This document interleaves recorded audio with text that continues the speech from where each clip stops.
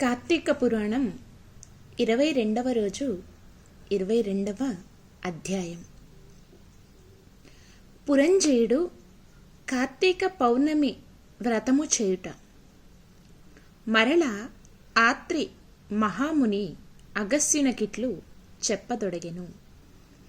పురంజయుడు వశిష్ఠుల వారు చెప్పిన ప్రకారము కార్తీక పౌర్ణమి రోజున శుచి అయి దేవాలయమునకు వెళ్ళి శ్రీమన్నారాయణుని షోడోపచారములతో పూజించి శ్రీవారిని గానము చేసి సాష్టాంగ నమస్కారము చేసి సూర్యోదయము కాగానే నదికి పోయి స్నానమాచరించి తన గృహమునకు వెళ్ళెను. అట్టి సమయములో విష్ణు భక్తుడగు ఒక వృద్ధ బ్రాహ్మణుడు మెడనిండా తులసిమాలలు ధరించి పురంజయుని సమీపించి, రాజా, విచారింపకుము. నీవు వెంటనే చెల్లా చెదురై ఉన్న నీ సైన్యమును కూడదీసుకుని యుద్ధ సన్నద్ధుడవై నీ శత్రురాజులతో పోరు సల్పుము. నీ రాజ్యము నీకు దక్కును అని దీవించి అదృశ్యుడయ్యెను. ఇతడెవరో మహానుభావుని వలెనున్నాడు అని ఆ వృద్ధుని మాటలు నమ్మి యుద్ధ సన్నద్ధుడై శత్రు రాజ్యాలతో ఘోరముగా పోరాడాను. దెబ్బతిని క్రోధముతో ఉన్న పురంజయుని సైన్యము ధాటికి శత్రురాజుల సైన్యములు నిలువలేకపోయినవి.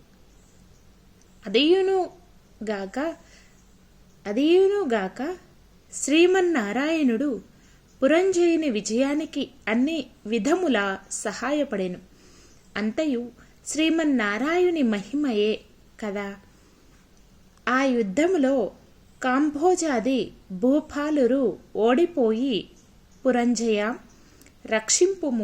రక్షింపుమని కేకలు వేయుచు పారిపోయిరి. పురంజయుడు విజయము పొంది తన రాజ్యమును తిరిగి సంపాదించెను. శ్రీమన్నారాయణుని కటాక్షమునకు పాత్రులైన వారికి శత్రుభయము కలుగుతుందా?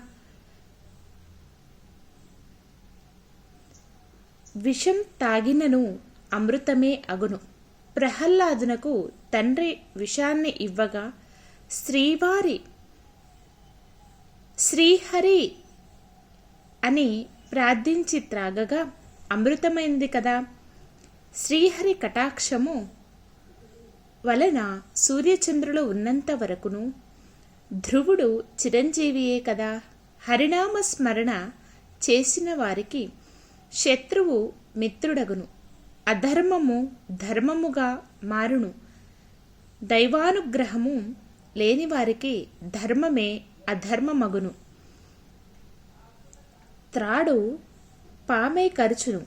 కార్తీక మాసమంతయు నదీ స్నానమునరించి దేవాలయంలో జ్యోతిని వెలిగించి దీపారాధన చేసినచో సర్వ విపత్తులు పటాపంచలగును. అన్ని సౌఖ్యములు సమకూరును. విష్ణుభక్తి కలిగి శ్రద్ధతో ఆ వ్రతమాచరించు వారికి ఏ జాతి వారికైనా పుణ్యము సమానమే. బ్రాహ్మణ జన్మెత్తి సకల శాస్త్రములు చదివి కూడా విష్ణుభక్తి శూన్యమైనచో శూద్రకులముతో సమానమగును. వేదాధ్యాయన మునరించి దైవభక్తి కలవాడై కార్తీక వ్రత నుష్ఠాన తత్పరుడైన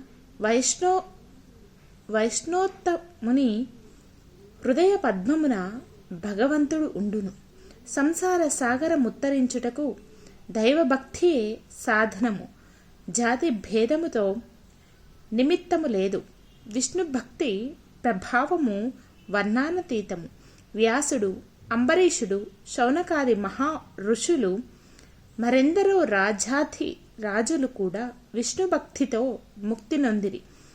శ్రీహరి భక్తవత్సలుడు, సదా పుణ్యాత్ములను కంటికి రెప్పవలే కాపాడుచుండును.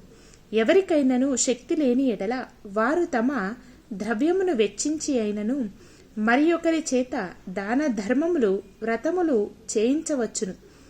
శ్రీహరి భక్తులు అన్యోన్య సంబంధీకులు.